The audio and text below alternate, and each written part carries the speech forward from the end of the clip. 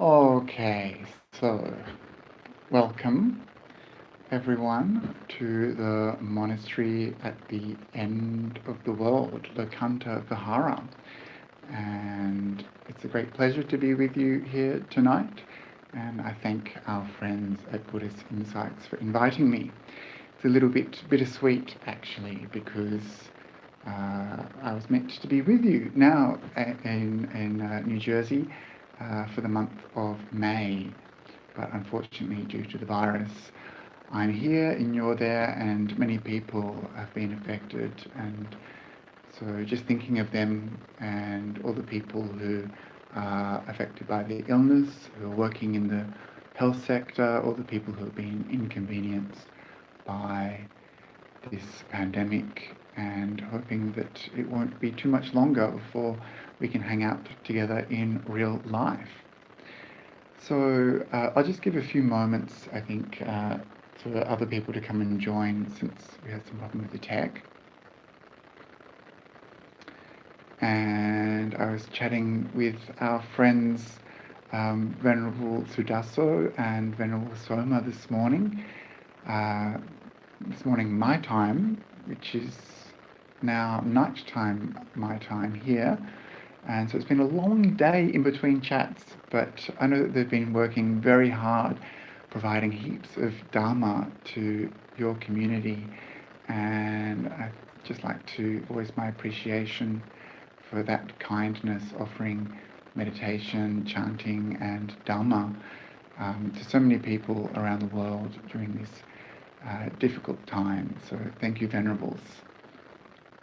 So my job tonight is to talk about one of my favorite suttas, which is the Cetanākaraṇīyasutta. So I put a link in the other video. If you go to search it up, it's in the Anguttara Nikaya.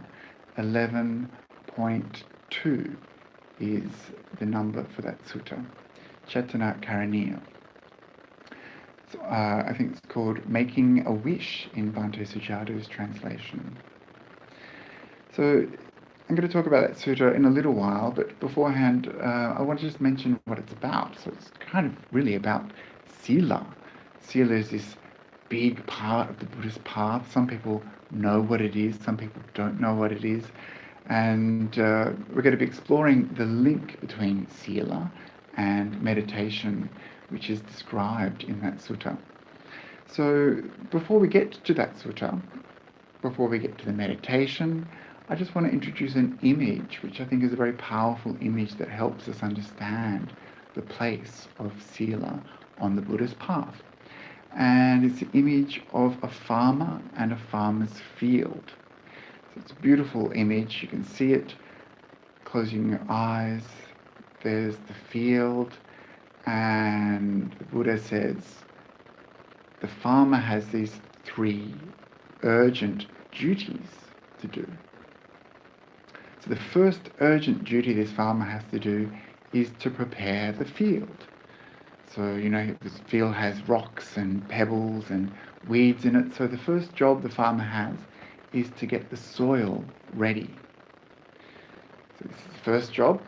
Second job is to plant the seed. So you have to plant the seed at the right time and in the right way.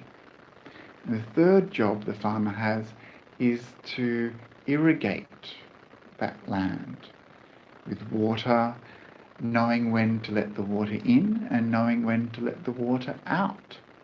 So this is an allegory, this series of images the Buddha describes these three stages of our practice.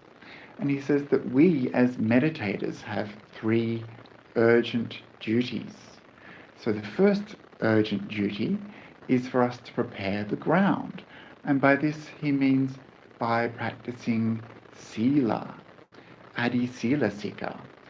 So this is practicing ethics, practicing virtue, practicing good conduct. So this is the first thing that we need to do as meditators, is prepare the ground by focusing on our good conduct. And then the second thing that we should do urgently is to plant that seed And that, the Buddha says, is to develop the mind, chitta sika. So it's high training in the mind. And this is the things that we do when we practice meditation, trying to develop more wholesome states, trying to get rid of unwholesome states through the practice of meditation. So, and then we need to let that water in. We need to practice wisdom. This is the adipanyasika, the training in higher wisdom.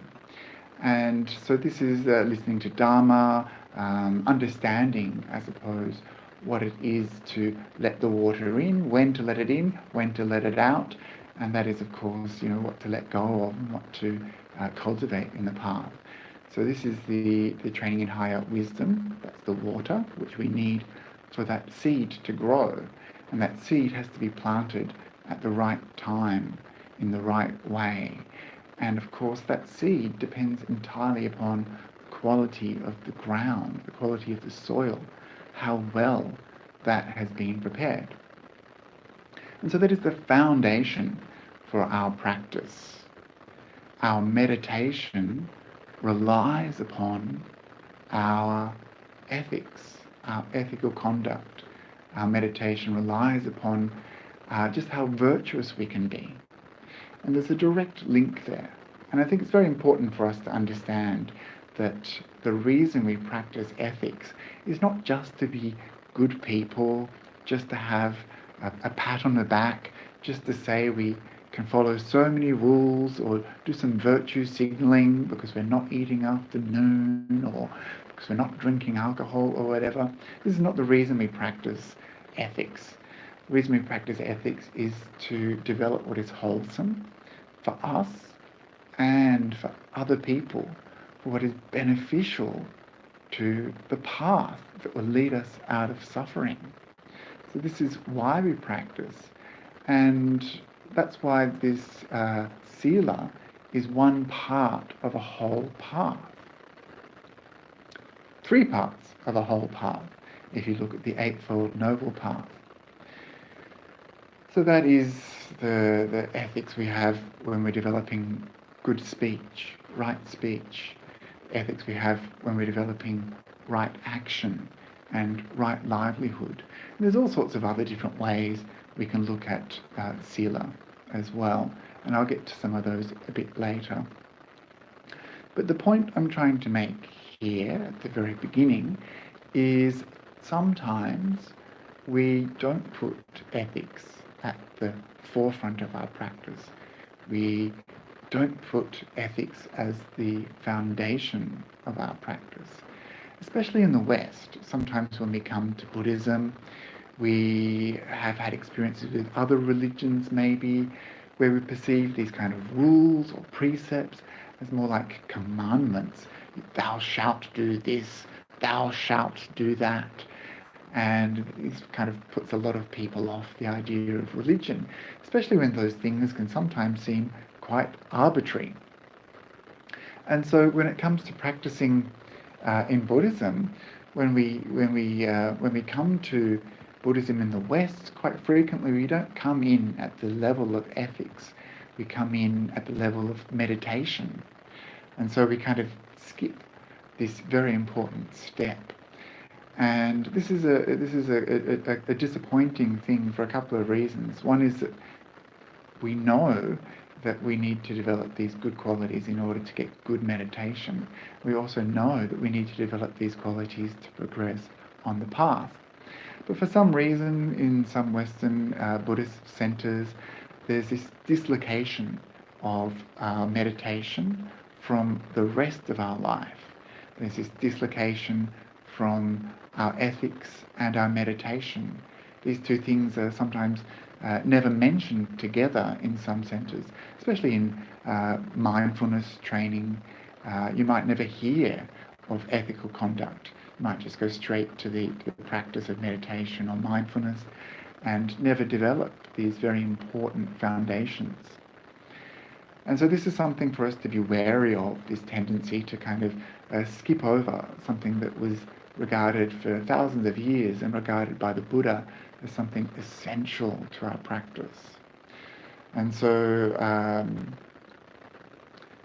when sometimes we hear about the importance of ethics coming from a Western context, maybe we don't want to listen, we don't want to hear about these rules, these ideas, and we tune out, or we decide just to never tune into them. And so tonight I'm going to talk us through why it's important to develop sila, and to illustrate a kind of practice that the Buddha recommended, which is the recollection of our good conduct, which is known as sila nussati. So this means we deliberately recollect our good conduct, our virtues, our ethical behaviour. So this is a beautiful practice. It fits in with the other anusatis. We have the Buddha anussati, Dhamma anussati, Sangha anussati, which you're probably aware of. Sometimes we do those practices at the beginning of our meditation in the form of a puja. And there's also one of my favourite practices, Chaga anussati, which is the recollection of our generosity. This is also a very beautiful practice to do. And sila nussati is special because it reminds us of our good qualities, reminds us of our positive nature, and it celebrates that, makes much of that. And this is beautiful because so often when we think about precepts or rules, or we think about ethics, we kind of think of them as a real problem, something really burdensome, something we have to do, something that we have to tick this box to make ourselves feel better. And if we don't follow those precepts, we can start to feel bad about ourselves. If we break a precept sometimes, this is a tendency I've seen in a lot of meditators who are trying to practice, at a high level, then they get really upset if they break a precept, and they focus on that. And this focusing means that they exclude all the other good things that they've done. And they forget about those things. They get stuck and they fixate on this thing that they haven't done. So there's a tendency in some meditators to be really hard upon themselves. So often when I teach things like Chaga nussati, the practice of recollecting generosity, or sila nussati, the practice of recognizing our good conduct and rejoicing in that, a lot of people have a problem doing that. They can't look at their generosity and find joy. They can't see their good conduct as something to celebrate. And this is a shame, because these are the kinds of qualities that are going to push us further along the spiritual path. Recognizing that we're good people, practicing well, is something that's going to lift us, bring joy into the mind. And this joy becomes many positive mind states that develop in our meditation practice.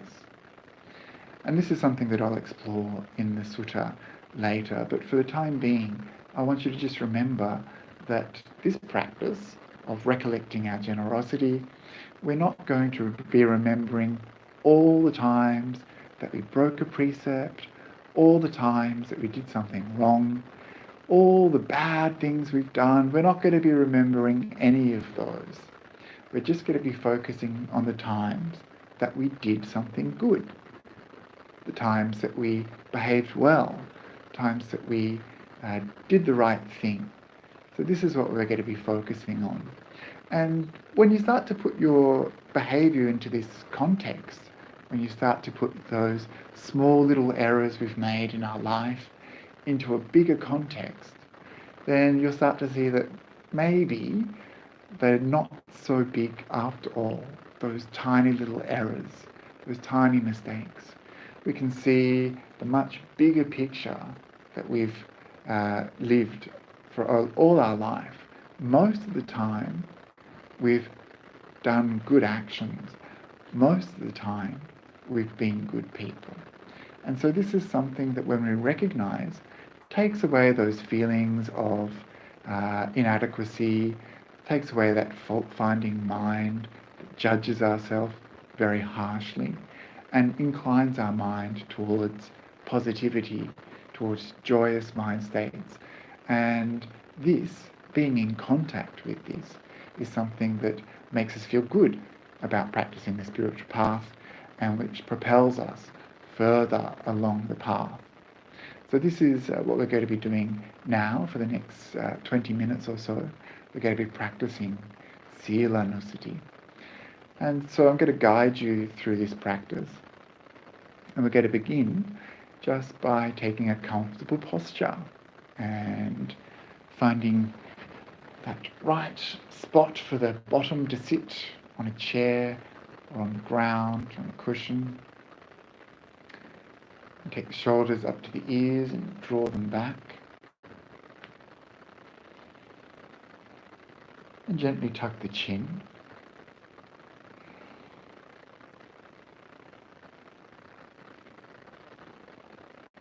And we begin just by letting go, relaxing.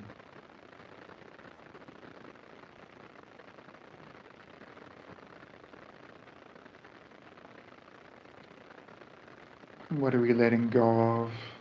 We're letting go of all that tightness, tension from the day. Letting go of any physical discomfort in the body. Relaxing and softening down through the body. Letting go of any tightness. Letting go of any tension. Allowing the body to relax, become soft, become comfortable.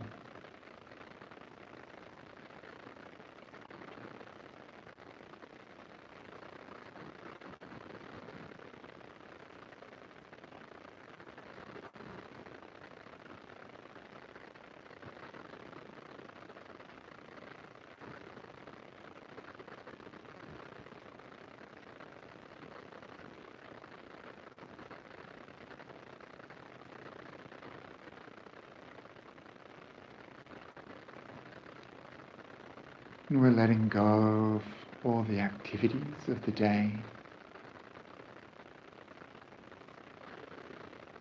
letting go of the past, just leaving it there.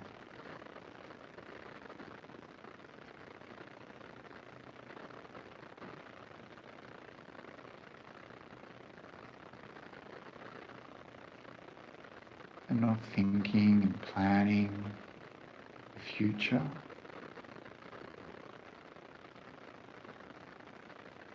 Just being here, now, being present,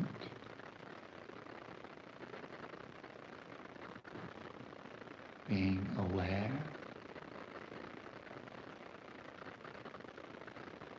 being relaxed.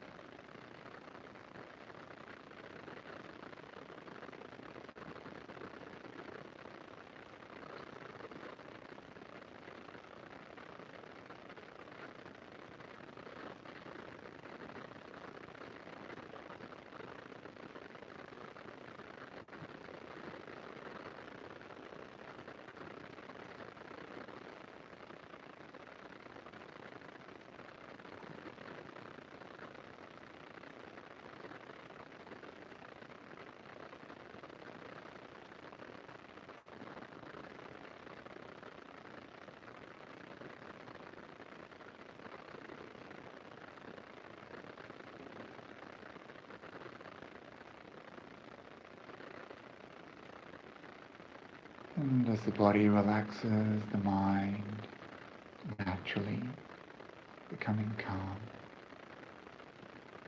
naturally becoming peaceful.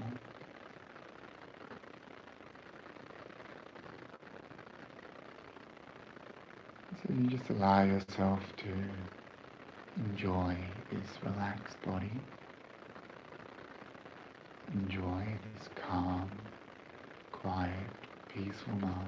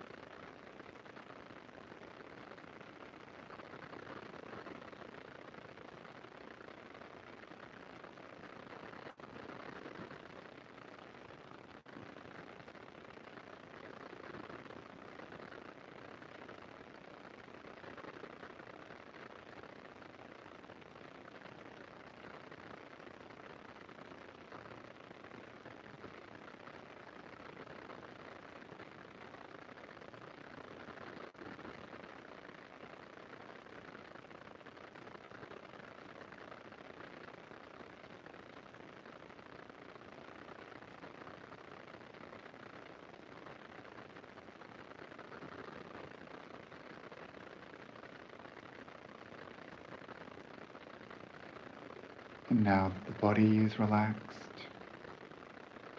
with this calm, peaceful mind, you can begin the practice of sila, recollecting our ethical conduct.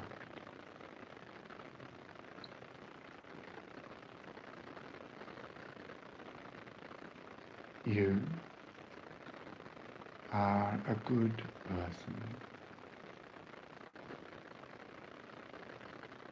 You are a person of good character.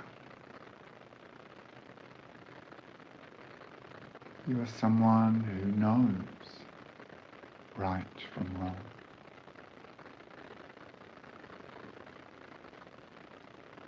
You are someone who practices an ethical path, a moral person, a person with good conduct.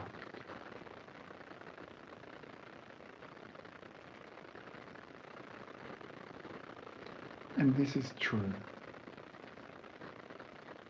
You are a good person. You are an ethical person.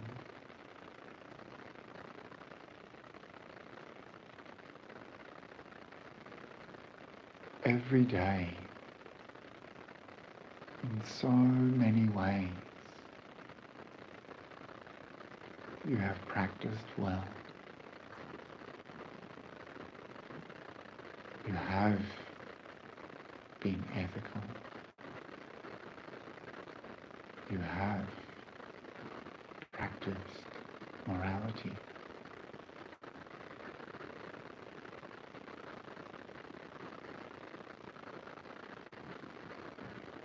Every day, in many ways.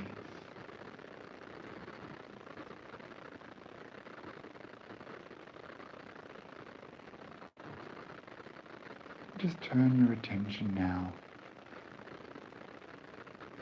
to some of your actions for the day where you had some restraint, where you showed some care for yourself, showed some care for others,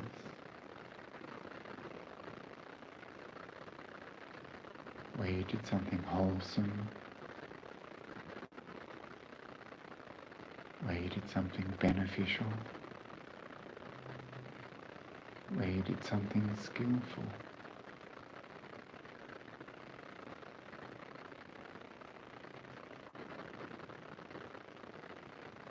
It might be that you're practicing some of the precepts.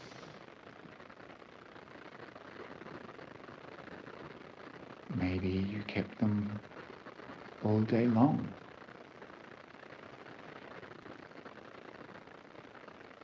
Maybe you kept them 3/4 of the day.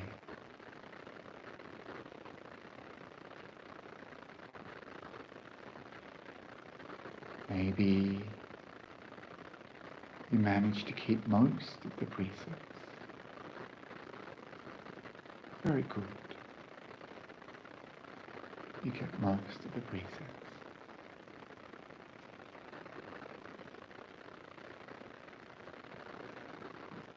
Or maybe you had an ethical dilemma at work, and you cared. Maybe you had the chance to tell a lie, but you told the truth.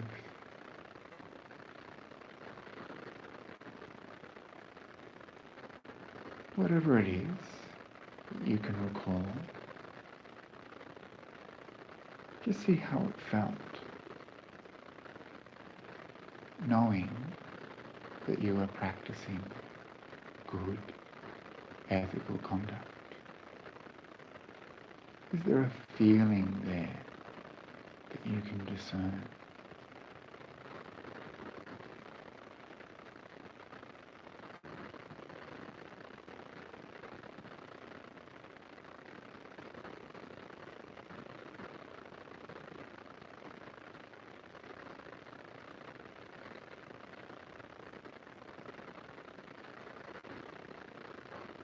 Ethical conduct is praised by the wise. Ethical conduct is liberating.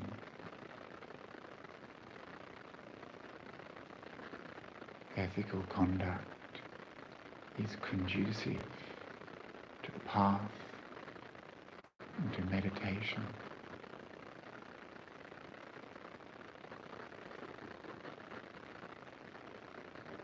And so knowing this allows some joy to come into your heart.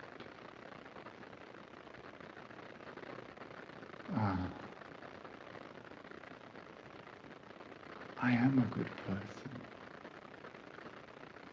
I did do well. I am practicing a path of ethical conduct.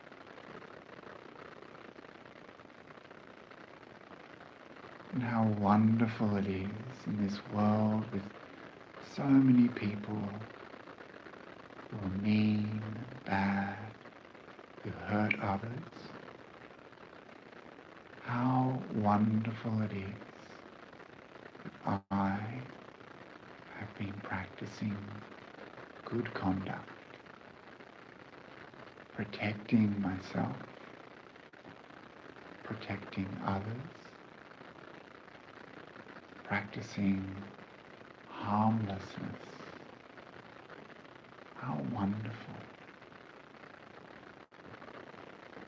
how joyous to be on this path.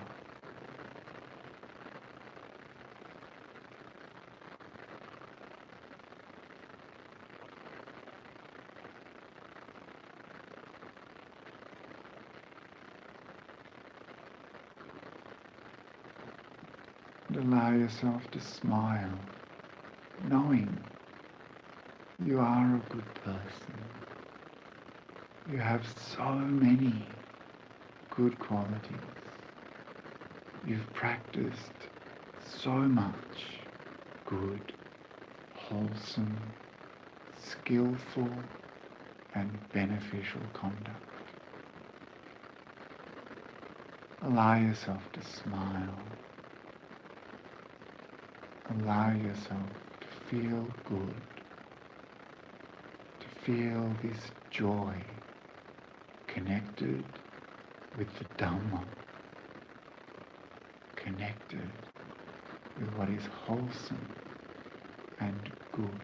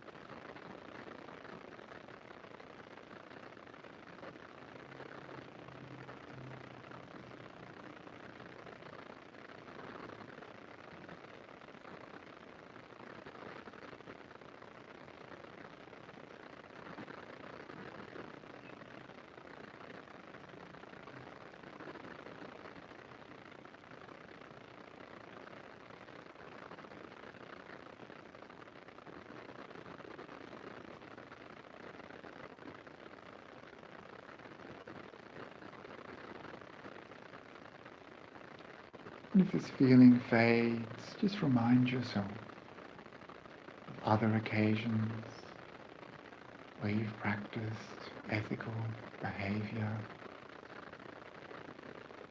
Remind yourself of taking the precepts, keeping the precepts. Just remind yourself you are a good person. And see if you can find a feeling associated with that goodness. See if you can allow joy to arise dependent upon that.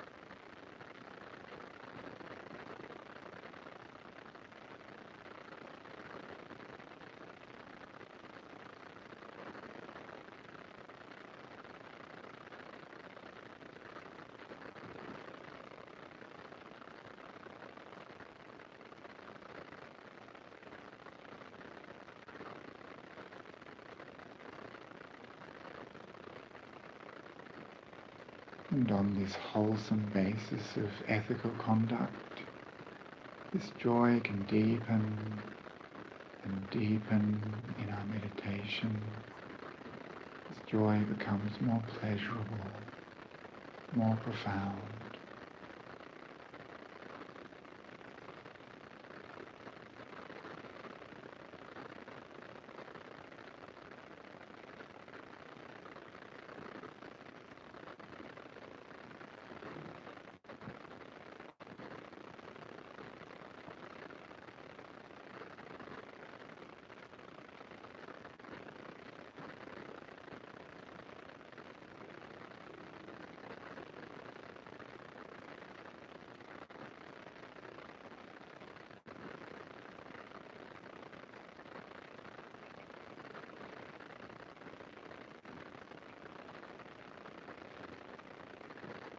And as we come towards the end of this short practice of sila and sati, just taking a few moments to look back, reflecting. How did it feel to look at your behavior? Were you able to see the goodness within yourself, where you're able to see how this goodness creates joy in the mind. And if it was difficult, why was it difficult?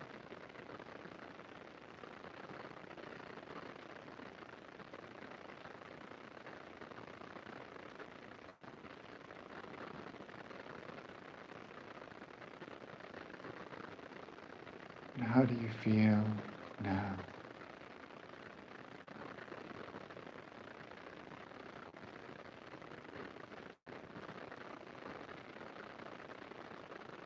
And then to finish the practice, we can dedicate merit of this good inner work that we've been doing. We can dedicate it to the benefit of others, thinking, may all beings develop good conduct. May all beings be ethical towards others. May all beings be a source of harmlessness in this world. May all beings attain nibbana.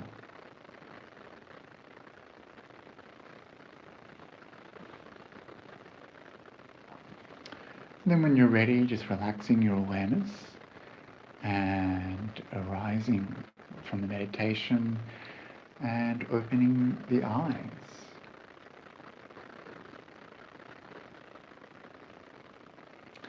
So I hope you enjoyed that practice. So it's not commonly taught actually, and I think that's a sadness actually, because we can develop so much from just reflecting upon our goodness. And it's not something that we do. Often we've been trained perhaps to not look favourably upon ourselves, but to look with a critical eye, always looking for those mistakes, always looking for the things we did wrong, always fixating, getting stuck on those things. And this is a great tragedy. It leads to so many neuroses, so much depression, so much anxiety and fear. And this is, of course, the opposite of what we need to cultivate on the path. When we feel good about ourselves, we're more inclined towards looking after our well-being and well-being of others. When we feel good about the things that we're doing, then we can have some sort of confidence, some sort of faith in the spiritual path. And that's why it's very important to develop this idea of noticing our ethical conduct, realizing that it matters, that it does actually affect the mind, and it does actually have an impact on the way we view our practice as a whole, and the way we view our practice internally, and how we view it externally. So one of the things I'm frequently reminding meditators is that meditation isn't just about the moment that you sit down to practice. Meditation isn't just that hour that you do a week. Meditation is all those things that come before, all those things that you've been doing, all those things that you've been saying, even those things that you've been thinking about. All of this activity will have an impact on the mind. And these are the things that we start to notice when we sit down. These are the things that affect us in our meditation, the things that our mind gravitates to. Oh, I did that thing wrong. Oh, I hurt that person's feeling. Oh, I said really bad words to that person and now I feel terrible. Oh, I stole that thing and now I'm worried that the police are going to find me. These kinds of things, if we're doing these things in our life, then of course they're going to have an impact in our meditation. Of course they're going to have some sort of result in the mind. We're going to feel bad. We're going to feel guilty. We're going to feel a sense of moral shame for our actions. So this is a problem for us as meditators, because these things are rattling around inside our brain and we can't get a moment of peace. And so when we start to see like this, that these are the things that are coming up in our practice, that these are the things that are distracting us from peace and causing us suffering, then we can start to understand why the Buddha talked about ethical conduct as being the basis of the path, the foundation.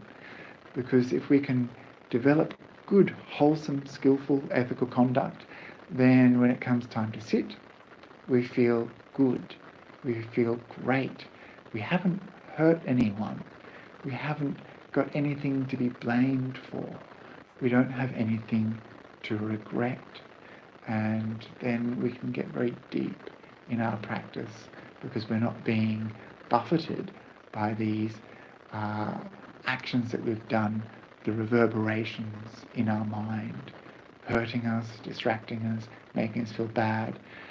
And this is the topic that's demonstrated in this beautiful sutta we're going to look at, called the Cetanākaraṇīyasutta, which is in the Anguttara Nikaya 11.2 is the sutta that we're going to be looking at today. And actually there's a few suttas next door to this in the Anguttara 11s. There's one just before, which is called something like, what is the purpose? And that is Ananda saying to the Buddha, what is the purpose of developing good ethical conduct? And there's another one afterwards called Vital Conditions, where the variety of arahants actually in different suttas following talk about the vital conditions necessary for success on the spiritual path. And they all start with this ethical conduct, sila. And there's other suttas similar to this one in the Anguttara 10s as well. So these ideas appear over and over again in the Buddha's path, and the sequence that we're going to discover in this sutta appears over and over again in the path. And so it's very good to become familiar with this sequence, and that's why I often teach this sutta. So I'm going to read through it first, and you can read along if you've got it, or you can just listen. And so I'm reading Bhante Sujatā's translation here. And it starts off, mendicants. An ethical person who has fulfilled ethical conduct need not make a wish. And this is the wish. May I have no regrets. It's only natural that an ethical person has no regrets. When you have no regrets, you need not make a wish. May I feel joy. It's only natural that joy springs up when you have no regrets. And when you feel joy, you don't need to make a wish. May I experience rapture. It's only natural that rapture arises when you're joyful. When your mind is full of rapture, you need not make a wish. May my body become tranquil. It's only natural that your body becomes tranquil when your mind is full of rapture. When your body is tranquil, you do not need to make a wish. May I feel bliss. It's only natural to feel bliss when your body is tranquil. And when you feel bliss, you need not make a wish. May my mind be immersed in samadhi.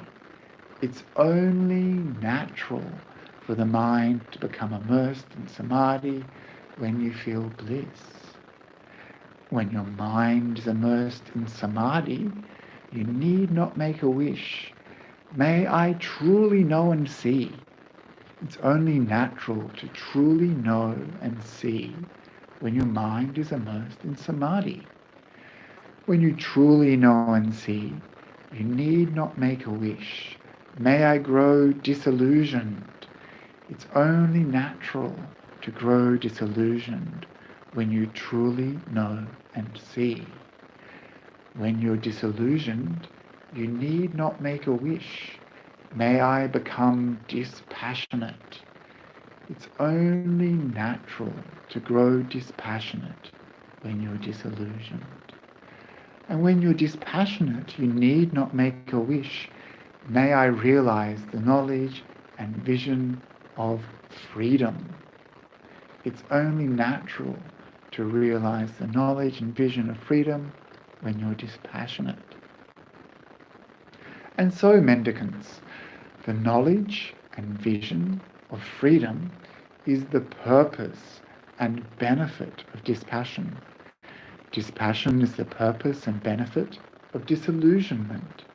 Disillusionment is the purpose and benefit of truly knowing and seeing. Truly knowing and seeing is the purpose and benefit of immersion, samadhi. Samadhi is the purpose and benefit of bliss. Bliss is the purpose and benefit of tranquility. Tranquility is the purpose and benefit of rapture. Rapture is the purpose and benefit of joy. Joy is the purpose and benefit of not having regrets, and not having regrets is the purpose and benefit of skillful ethics. And so, mendicants, good qualities flow on and fill up from one to the other, for going from the near shore to the far shore. And so this is a very beautiful sequence of events. And this is a sequence that occurs, as it says in the sutta, naturally, dharmata, naturally. And it occurs based on causes and conditions. So if you can cast your mind way back to the beginning of this talk, when I mentioned the farmer and their crops. Remember, we had to prepare the soil, plant the seed, water, and let the water out.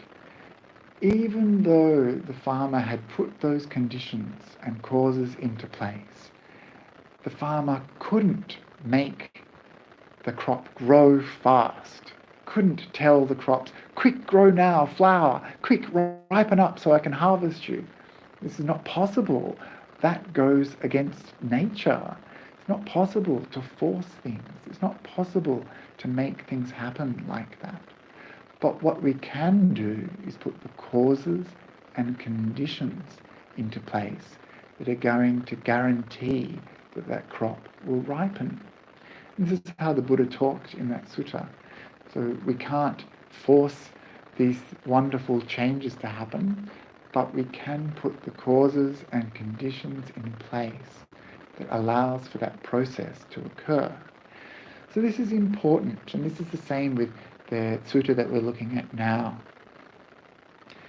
We can't force the spiritual path to happen. We can't just make it happen by wishing really hard. May I have great meditation. May I realize freedom and liberation. You can't just wish for this to happen. It doesn't happen by itself. It doesn't happen through willpower. It doesn't happen through chance. It happens when the causes and conditions are in place.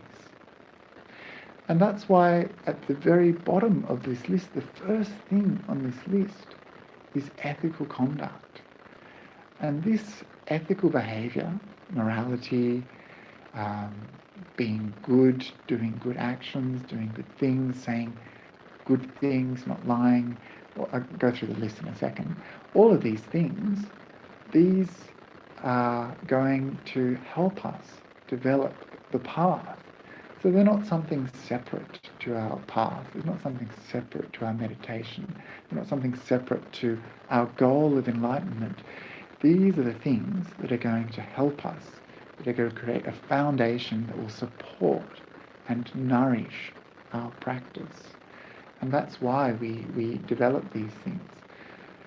So when we think about ethics and morality, as I mentioned before, sometimes we just think about rules, or we think about people telling us we're not, we have to do this and we have to do that. We think about regulations.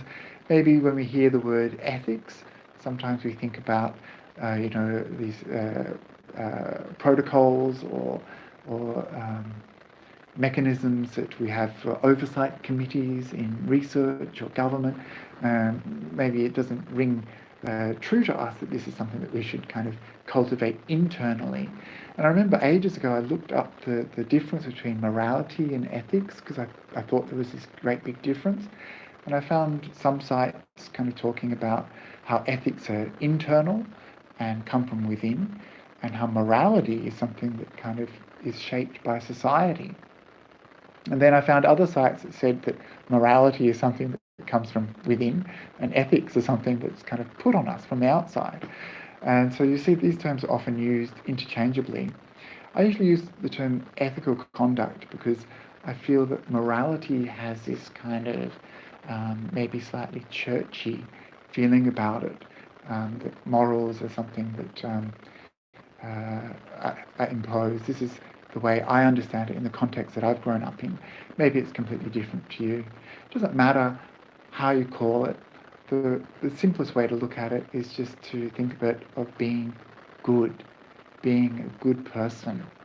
So whether we want to call it ethics, morality, whatever, sila, just being a good person is what we're aiming for. And we're aiming for this in our conduct. So it should show up somewhere in our life. It should show up especially in our relationships with other people. Because in Buddhism, what is good, what a good person is, what is good practice, is someone who's practicing for their own welfare, their own well-being, and the well-being of others. So it's not enough just to practice only for yourself. It's not also enough just to practice for others, to be a martyr, to be the bodhisattva. You need to practice for yourself and for others. This is the definition of good conduct, something that benefits you and something that benefits others. This is really important. And so where should this show up? This should show up in our observation of the precepts that we keep, and not just the precepts, hopefully.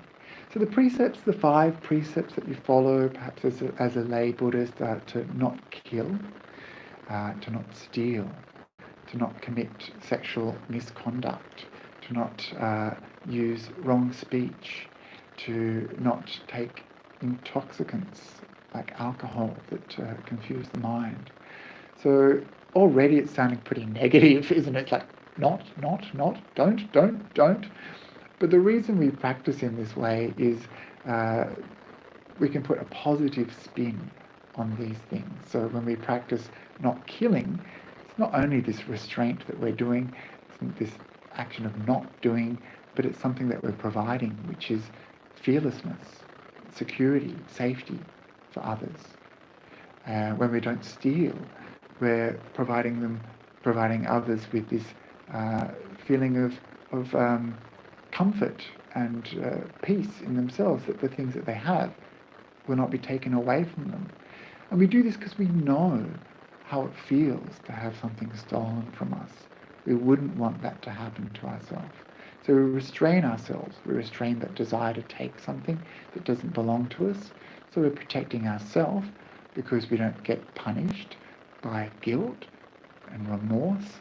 We don't get punished by the law if we get caught. And so we protect ourselves, and we protect the other person's goods. We protect their feelings and their possessions. So this is the way this ethical conduct works. I don't want to talk too much about it because it's late here in Sydney, and I want to get back to the sutta. But the thing that I want to most take for you to take away from the practice of ethics is that it gives rise to certain mind states. So if we do things that cause harm to others, then there will be a reverberation in our mind. If we hurt someone, then we will feel bad about that. And anyone who's done a little bit of meditation knows just how these reverberations can echo through the mind. And if you think about the big picture of our life, then in those moments when we most want peace and calm and stillness, we want to have as little reverberation from negative actions going on as possible. And certainly at the end of our life, we don't want to have those things that cause us regret, remorse, shame, guilt, pain, suffering. We don't want those things flipping up into our mind. We don't want our mind to be overcome by those bad qualities. So instead, we want to make sure as much as possible that we live well, we live a good life, an ethical life, a life that is beneficial to ourselves and to others, and which doesn't allow for the possibility of regret and remorse to arise in the mind, as far as possible.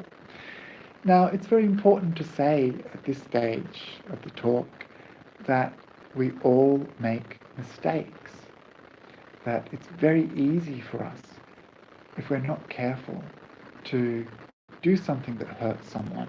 It's quite possible for us to break a precept. It's okay. Just remember this, it's okay. The way to deal with this is to acknowledge it. Ah, right, so I did that thing that hurt someone. I did something that makes me feel guilty. Ah, so that's the feeling I've got right now. It's pretty yucky. I don't feel good. I don't want to feel like this again. So in the future, I'll try really hard to restrain myself. And this is something that we acknowledge as monks and nuns. We're not perfect either. We try really hard. We've got a lot more rules to follow. And there's sometimes where we will break a precept. And the method the Buddha laid down for us is not to beat yourself with a stick and put yourself in the naughty corner and put a hat of shame on. Instead, what we need to do is just acknowledge that fault. We need to acknowledge that. And by doing this, we can free ourselves from that.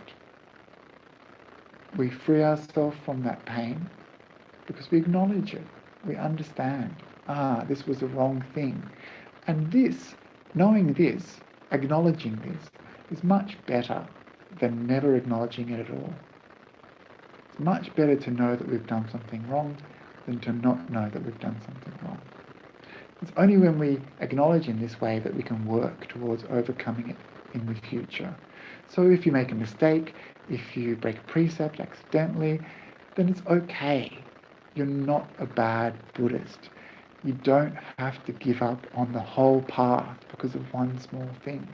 Just acknowledge it and forgive yourself. This is very important. Forgive yourself. Don't beat yourself up about it. What's done is done. We put it in the past. And we try really hard in the future to restrain ourselves.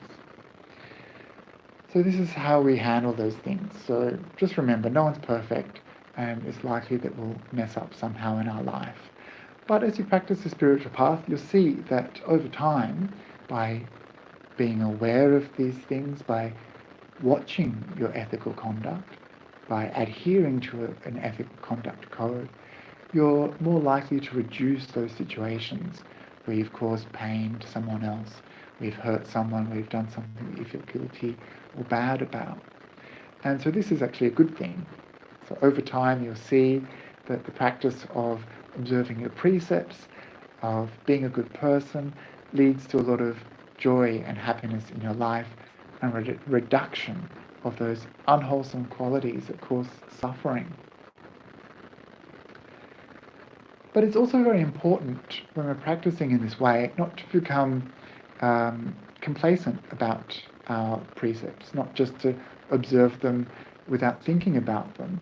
It's quite easy. There's probably millions of people in the world who follow those precepts slightly accidentally. They don't drink, they try not to lie, they just try to be a good person, and they're not using it in a way that will push them further along the spiritual path. So we should remember that karma is intention. So we want to intentionally work with this goodness, these good qualities, these ethical behaviors. We want to be aware that we're doing them. And this awareness is what lifts our consciousness, which will push us further along the spiritual path. And that's why the Buddha recommended a practice like sila, where we consciously turn our mind to recollecting this good virtuous conduct. So that's something to be aware of. If you're practicing the Buddha's path, then it's good to celebrate when you're a good person. It's good. It's a good thing. Here at the monastery at the end of the world, I live with Bhante Akaliko, and sometimes I'll say, "Oh, I did this thing, I feel good." And he's like, "Yes, good, very good. You did really well. You're a good person." And I say, "Yes, I am a good person." And it feels great. It lifts my spirit, makes me feel like I'm living a good life, a spiritual life. So if someone says to you, "Oh, you're a good person," don't do this false modesty thing. "Oh, no, it's not me. I'm terrible. I'm awful." No, this is something we should celebrate in ourselves and celebrate in others. So the purpose of sila, the purpose of ethical conduct, is to develop a mind that has no regrets. So this is the word avipattisaro. And this is a beautiful idea, this concept, that if we have good ethical conduct, then we'll have less suffering, less regret and remorse in the mind. This word actually, vipatti kind of comes from this idea of agitation. And I think when we meditate, we can see how this works in the mind. We keep going back to this thing that we did, keep going back to that quality of wrongness, and it churns us up a little bit, and we return to it over and over again, and when we're agitated we don't get a moment's peace. And so if we have non-regret in the mind, then we're already doing really well, aren't we? If we have no regrets in our mind, then our heart is already starting to open up and become really pure and really lovely. And this is we're only at step 2 of this sutta. Only at step 2. But already we have this beautiful mind state of non-regret. And so this is something to celebrate, You have good ethical behavior, you get non-regret, feels good. We're already starting to come out of our suffering. And when someone has non-regret in the mind, what happens? Joy appears naturally. So this appears all by itself. We can't force it. It's like a flower, we can't force it to open all by itself. It has to open up naturally.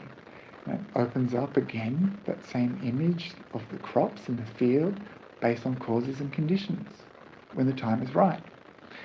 So, when we have non-regret in our mind, naturally, all by itself, joy appears. So this is pamuja, which is the Pali term for joy, and already we're starting to develop very pleasant mind states. based on that ethical good conduct. So we shouldn't be afraid of this pleasure in meditation. So some people teach, if there's any good feelings, any pleasure, then just get rid of it, throw it away.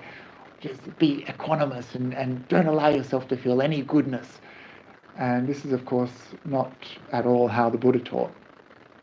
So when we experience this joy, it's something really beautiful. You feel lifted. The mind is already starting to brighten up, and we're already moving in the direction of other wholesome states. So it's very easy when we develop this joy to get deeper in our practice, as we'll see.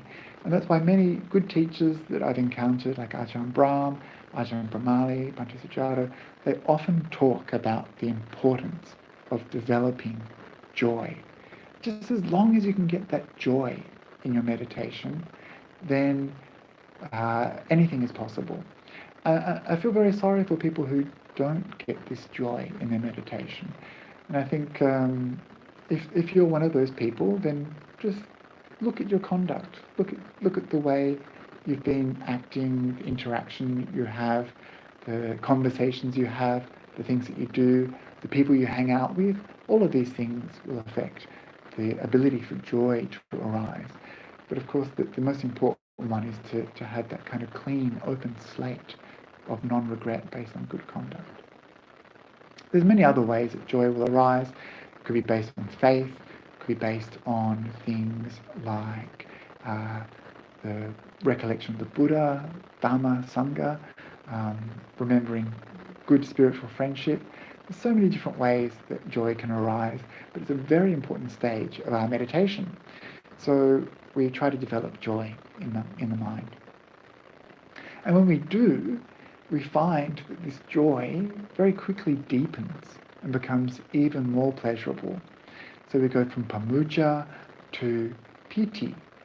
So piti is often translated, so this is piti, P-I-T-I, not piti with a Y. Piti is often translated in so many different ways. Sometimes it's rapture, sometimes it's thrill or zest, sometimes it's exaltation. So it doesn't matter really how it's translated. More important is to understand what it is. So it's a kind of feeling that we experience both in the mind and also in the body. And so we feel it like little tingles going up the skin. We feel it like a rush of pleasant sensations through the body and in the mind. There's many different types of piti, and they can become quite intense, so that you're even rocking forward and backwards, or in the suttas it mentions this kind of piti that lifts you up, and I think this is the one that will help you levitate maybe. So very strong forms of piti, very minor forms of piti, and it's good to experience this sensation, because this piti acts as a kind of glue. Once you've got a bit of a rush of pleasant sensations in the body, the mind latches on. It's like, whoa, what's happening here? It suddenly becomes interested, suddenly becomes involved. And so piti has this function of sticking the mind onto the object of meditation. It promotes interest. And so there's a later image, I think that Buddhaghosa, or one of the commentators, used to describe this combination of feelings, piti sukha. And piti, of course, is that zest, that rapture, that excitement. And the sukha is that pleasure, that bliss. And these terms are often used together. We always have sukha when there is piti. We always have this pleasant experience when the piti is present. But we don't always have sukha with piti. We can have sukha without piti. And I'll get to that in a few minutes. But this image is very beautiful that the commentator used, which is the image of someone who is thirsty and hot and walking through a desert, and they see someone coming towards them who's just been to a lovely cool oasis and had a bit of a bath. So you're hot and thirsty and you think, I would like to go there. And so you get interested, you get excited, and you start moving towards that oasis. And you're anticipating, you're kind of thrilled by this idea. And then you get in there and you have a nice bath and you're cool and you're feeling really good. And this is the mixture of the piti and the bliss, the sukha. And then afterwards you get out and you kind of dry off and then you lie down in the shade. And this is when we no longer have any anticipation, we no longer have that thrill, that piti. Instead we're just experiencing this pure bliss, this pure pleasure, just lying down after a nice cool bath on a hot day in the shade, just enjoying. And so this is this beautiful image to describe this process and how it works in our mind. There's a slightly different format in this sutta and in this sequence of events, but just to know that these experiences are good and they're pleasant and they're what makes meditation worthwhile. And so we want to promote these good things because they draw us deeper into meditation. So we get this piti. The Buddha says, there's no need for us to wish, may my body become tranquil. So this is the next stage. When you have this rush of piti, very, very soon the body just goes and calms down. What's happening is the body is becoming tranquilized because of the interest that the mind has in the object. So suddenly we're looking at this thing on the inside for a change. We're not looking outside using the senses for our activity, for our excitement, for our pleasure. Instead, the mind is starting to move inwards. And so the senses start to relax and shut down a little bit. So this is what is happening when we experience this bodily tranquility. Our senses are becoming less heightened. Our senses are moving to the background. And this allows the senses of the body to let down their guard and for us to relax. And this bodily tranquility, with the senses becoming less active, less engaged, it's very beautiful, and it's a nice part of the meditation to experience. I often liken it to letting the air out of a tire. You sometimes feel it in the body. It's like the body becomes really relaxed, really pleasurable. Having a relaxed body is so nice. Not having to go out to all the senses is so peaceful and blissful. It feels really good. So this stage of the meditation is really nice. You see that we're moving from the outside inward through pleasurable states. So the next state we'll experience after that beautiful bodily tranquility is sukha. That's bliss, pleasure, enjoyment. So this is why people meditate, they come back to meditation over and over again, is usually because they've had an experience of bliss, an experience of pleasure in the meditation. And for those people who've never experienced this, it's very sad and troubling, because they will always have to work really hard to get to the cushion. There'll always be this resentment and this reluctance about meditation. They won't enjoy the meditation. But when you have these pleasant experiences in meditation, where you feel good and you've enjoyed yourself, then you're more likely to go back to it, yeah. So it's good for us to develop these states of pleasant meditation based on the conduct that we have outside our meditation.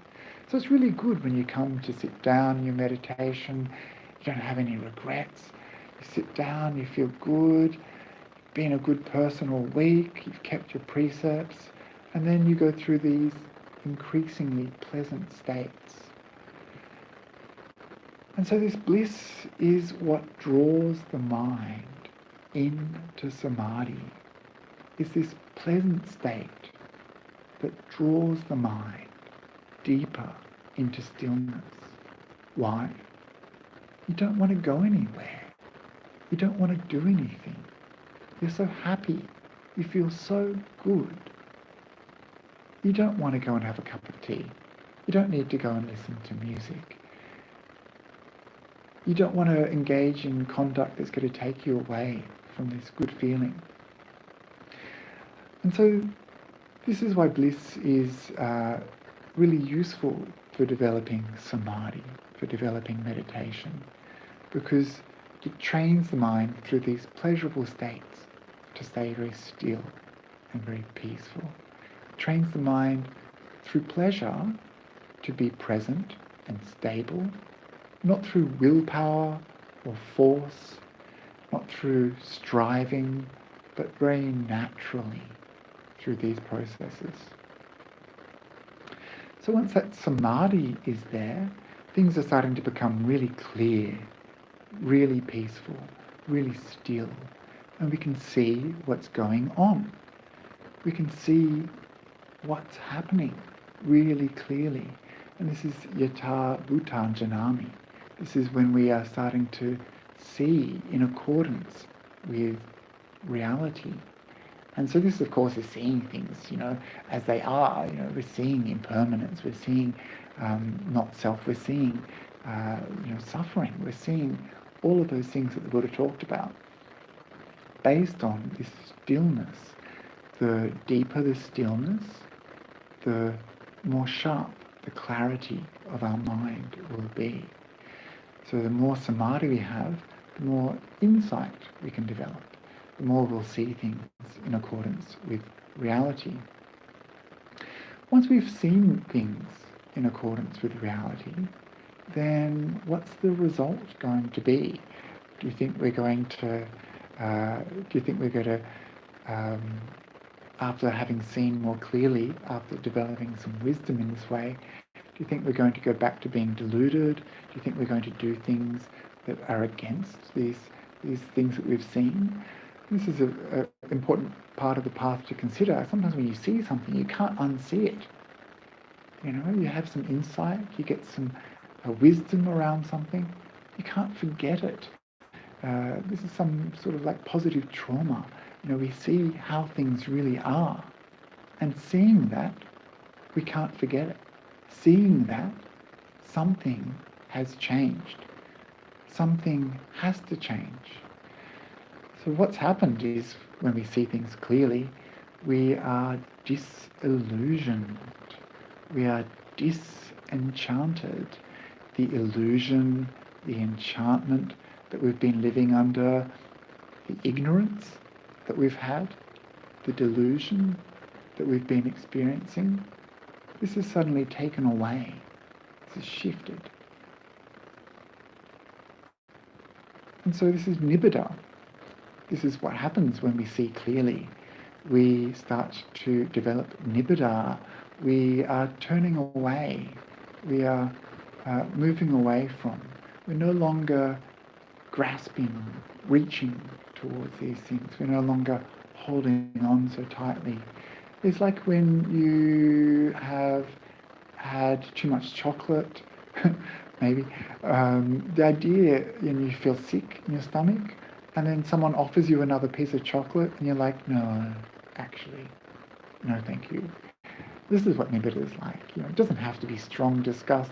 It's based on wisdom. It's based on understanding that seeing into the nature of reality, we start to move away from those habits and patterns of behaviour, those ways of thinking that have kept us in ignorance.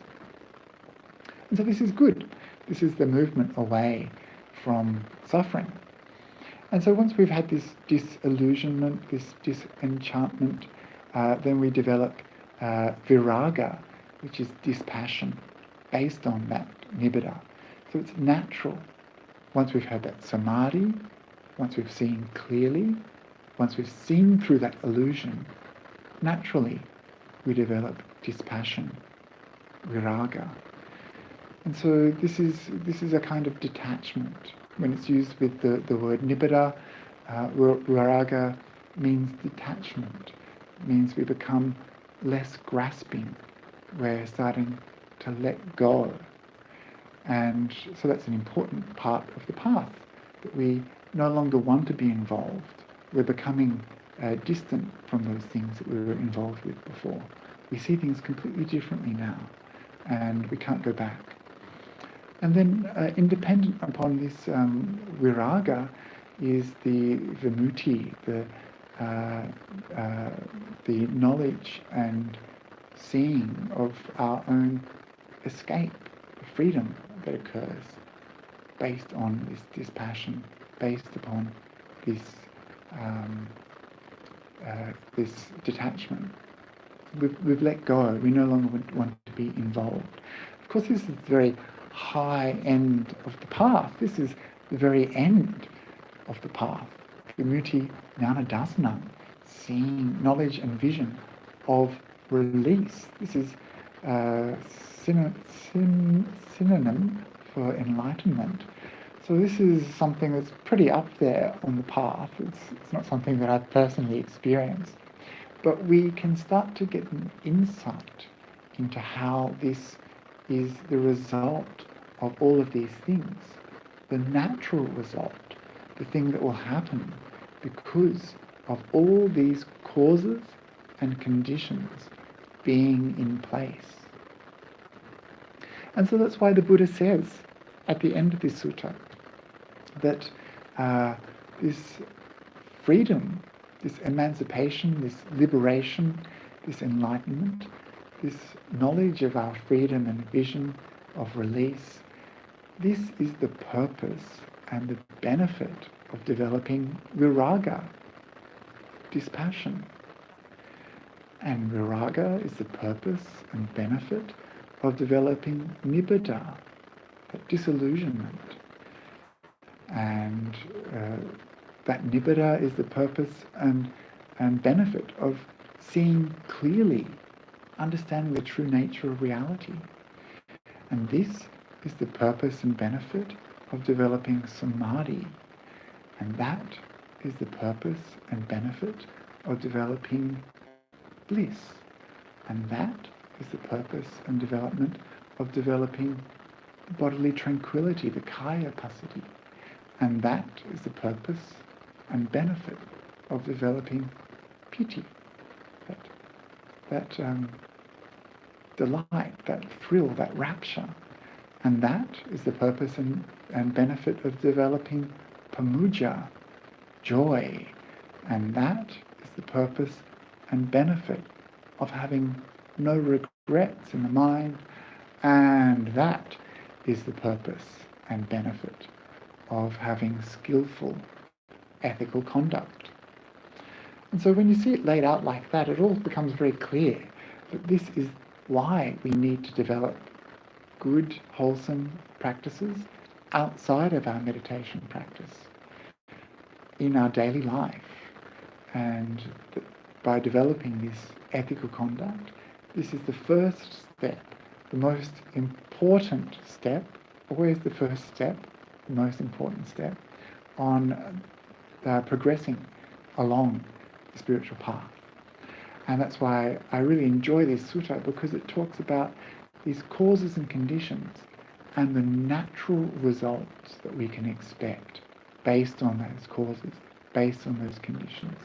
And that's why I encourage you to really look at your ethical conduct, to develop it as much as you can, to become aware of it in a wholesome way, in a way that is positive, in a way that supports your practice, not in a horrible, nasty, self-flagellating kind of way, but in a way that makes you delighted to be practicing an ethical path and happy to be practicing a path that provides good results for you, good results for others, and which will help reduce your suffering, leading to pleasurable states that lead to the end of suffering. And so this is why I share this sutta with you today. And it's late, but we've still got some time for some questions. If you have some questions, it's good to make the questions about the topic that I've spoken about. And yeah, so I hope that this sutta will be of some benefit to you. and that it will help you in your practice. I'm just going to find the talk that I'm giving on YouTube so I can look at any comments that you might have.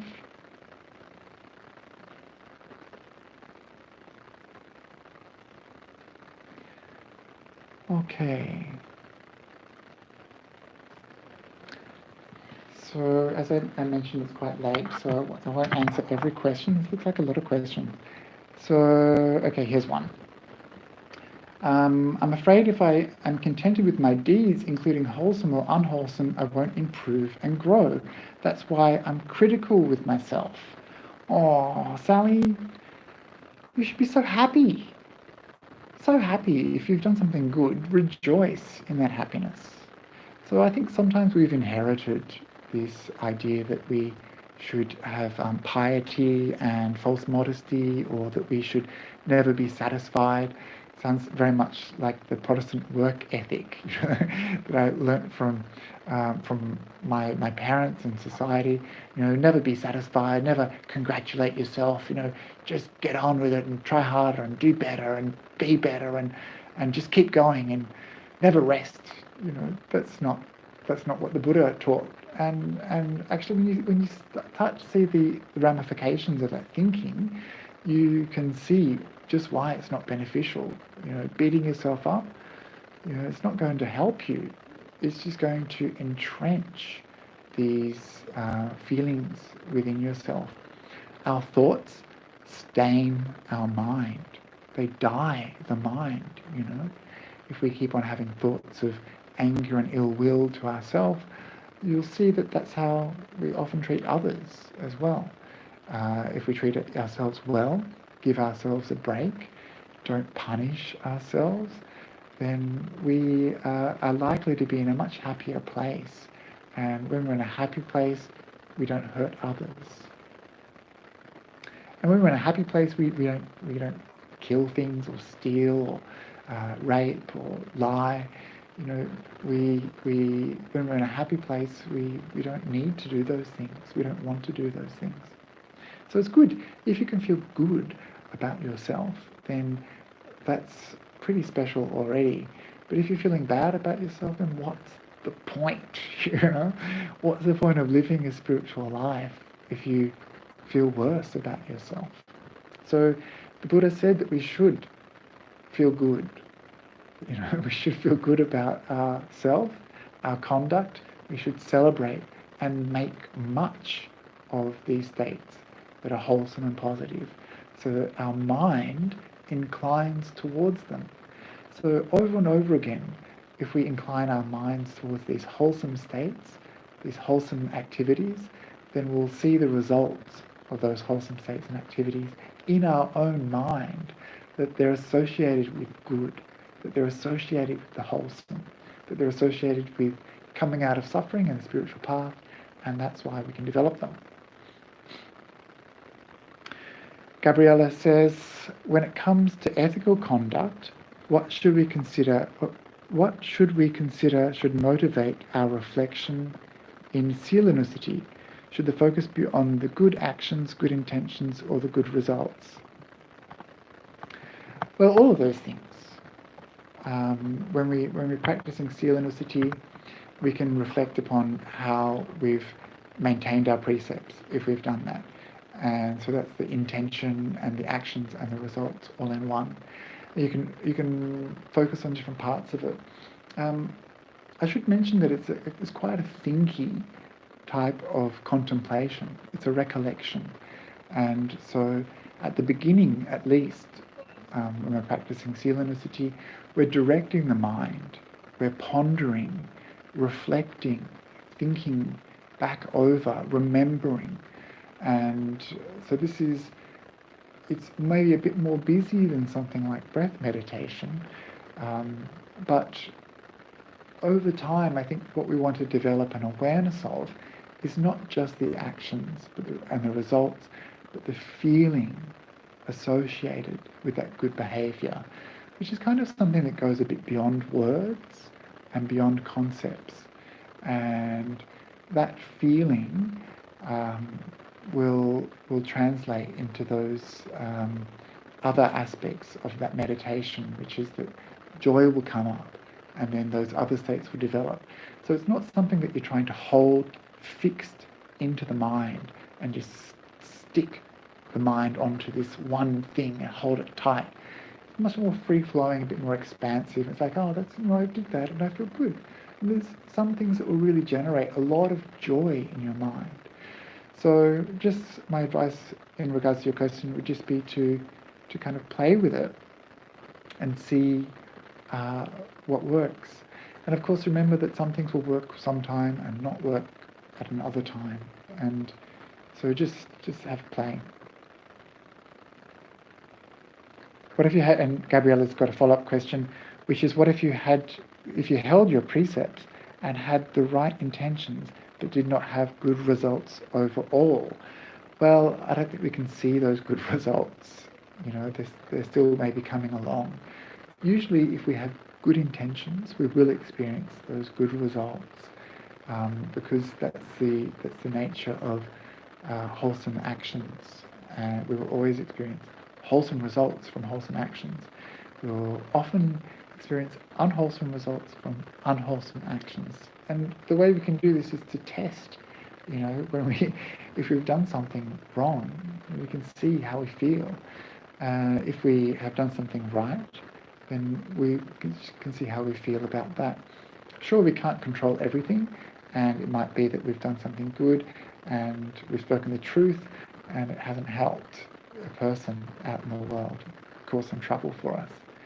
And this, I didn't really want to get stuck in this, but I'll just mention it quickly, because I think just reading in between the lines of your question, you're maybe thinking about how sometimes our practice of ethics is a bit grey, kind of, we're not quite sure, should we tell the truth? If we tell the truth, will another person get hurt? Or is it okay to put down a dog? If they're suffering, they have really a lot of pain. And so this is something probably important to cover in this context about the practice of sila. In Buddhism, remember I said at the very beginning, it's not commandments. It's not like thou shalt not do this, thou shalt do that. It's more what is beneficial, what is going to give rise to wholesome results. And sometimes this is going to be really complicated for you to work out. And sometimes it's going to be, you're going to have some flexibility. My experience, though, is when people have some sort of set rules that they follow really strictly, there's certain people who really delight in rules. They love rules. They love keeping rules. They get so into them, but they become very inflexible and very intolerant of others. And they become sometimes kind of people who become very critical. They want to shame other people. They want to get them in trouble. And then you start to think, hey, what was the idea of this ethical conduct that we were trying to practice? So got to be careful with sila that we don't become really annoying, bad people pursuing this ethical conduct in a way that becomes itself unwholesome. And so some people, they do that kind of thing with their sila. Other people will become really fixated on the rules in a way that allows them to find, like a lawyer, ways around a problem. So they know they've got this rule, but that's part of the fun, yeah? Because if you've got a rule, then there must be a way to come around it, And there's lots of ways that people do this in the monastic path. That we can't cut down trees ourselves, but we could maybe just make a bit of a small hint that tree is in the way. And this is a non-offense if we don't directly tell someone to cut down a tree or something.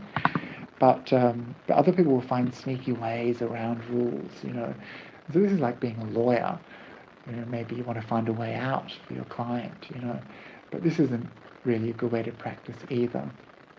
And some people will have the other extreme where they just won't want to follow any rules because rules are just bad. Rules are just rules, man.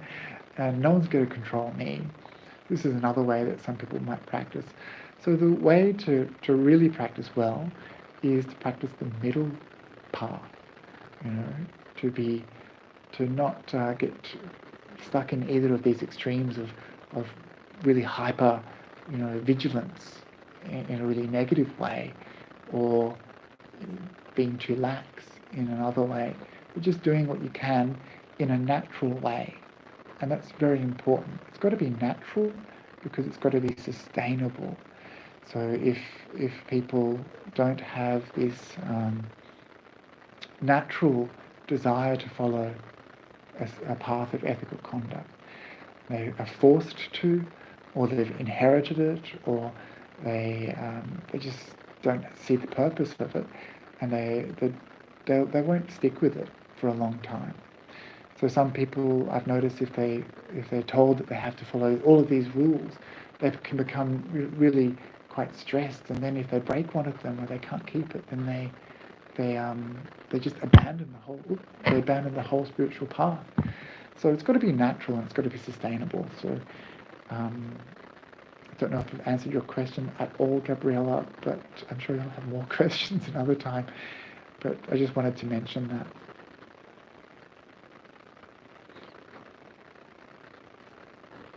So Sally's saying here, by acknowledging is total enough for correcting wrongness.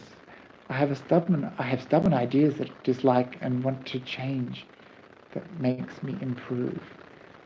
So in the sutta, it never mentioned the not satisfying improving ways, like what society is doing. So morality in the suttas, it has this combination of things which are kind of like what we call maybe like a natural morality, but something that we can kind of feel inside, and also morality that's coming from outside. And we have the same situation today in our world. But the tendency that I was pointing to is this tendency quite a few people have of being overcritical of themselves, of being really hard upon themselves. And this is something that society has encouraged us to do because, it makes us, strive more. It's something that maybe our parents taught us when we were kids. It's something that we get rewarded for in workplaces or in schools. But it's not the way to develop naturally these beautiful states of mind. Because if you have a lot of anger and resentment and ill will towards yourself, then that's what you've got in your mind. Pretty simple. If we're sitting there hating ourselves, and this is the experience of a lot of meditators I've heard, they sit there and they judge themselves for the whole of the meditation. They tell themselves off for not being good enough. You can't meditate. You're terrible. You're a terrible person. You're horrible. No one likes you. And they talk like this to themselves. It breaks my heart when I hear that this is the way people see themselves. It's really very sad. Because, as I mentioned at the beginning, they're just seeing very small things about themselves, but making them huge. We've all got flaws. We've all got problems. And so if we only focus on those, then that's all we're going to see. But this practice and the way I'm suggesting we kind of congratulate ourselves, enjoy the goodness that we have, this is inclining our mind towards wholesome states in a very gentle, very natural way. It's a good image to remember is we're watering the flowers. We're not watering the weeds. If we keep on watering those weeds by paying them all this attention, then we're going to have more weeds, and we'll forget to water the flowers. But if we can keep on watering the flowers, then that's going to help the flowers grow. And if we don't give any water to the weeds, they'll naturally die off. But sure, if there's really stubborn, persistent ways of thinking, then that is going to need to be interrogated. If you have persistent thoughts of harm or obsessive thoughts, like a kind of kleptomania, like you really want to steal stuff all the time, then this is not going to benefit you or others, and you need to address those in different ways. There's many ways that we can work on our personality and all of those other things, but this is just one method that I'm presenting to you here in this sutta. And Dan, hello Dan, he says, you can't meditate. Well, meditate. Yes, it's Mara talking to you. Yeah. So that's one of the worst things. We judge ourselves for meditating.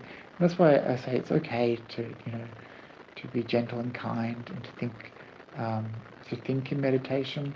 Sometimes if you're starting to develop those thoughts of judgment and harshness towards yourself, then it's useful to skillfully provide an antidote and just correct it.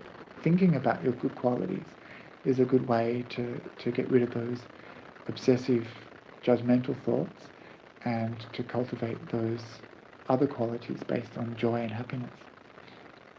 Yeah, so we've got lots of judgment, and Jess is asking something. Would you, if you were judgmental of meditation, this is meditating correctly, not correctly? It's an extension of judgment of ourselves.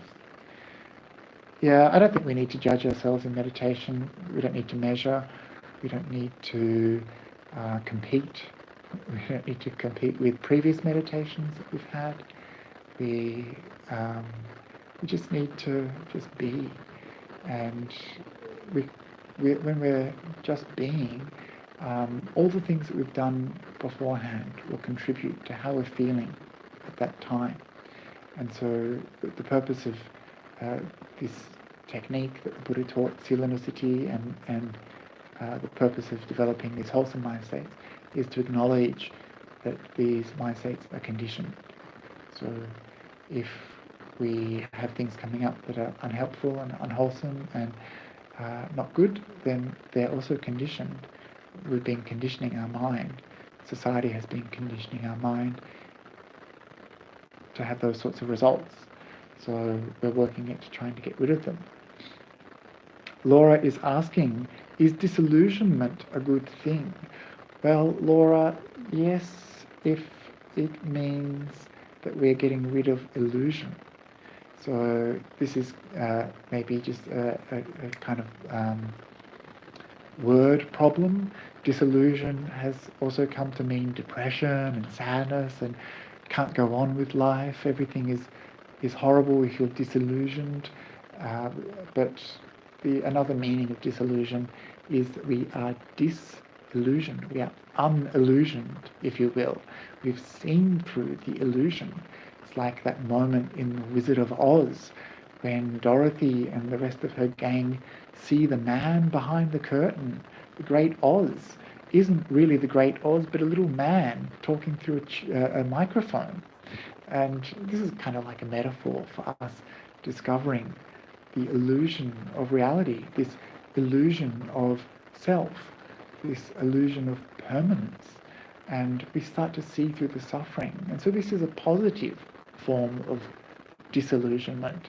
We no longer have our eyes covered by a veil. We've seen behind that curtain, and this is what it means to remove that illusion, to become disillusioned.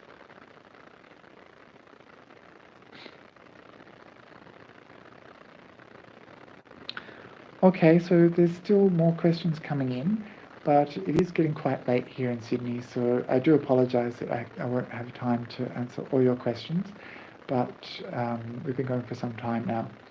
So I want to thank again my friends, Bhante Sudaso and Ayasoma, for inviting me to be here with you tonight, or morning for most of you, I expect, and to thank them again for all their good work in spreading the Dharma.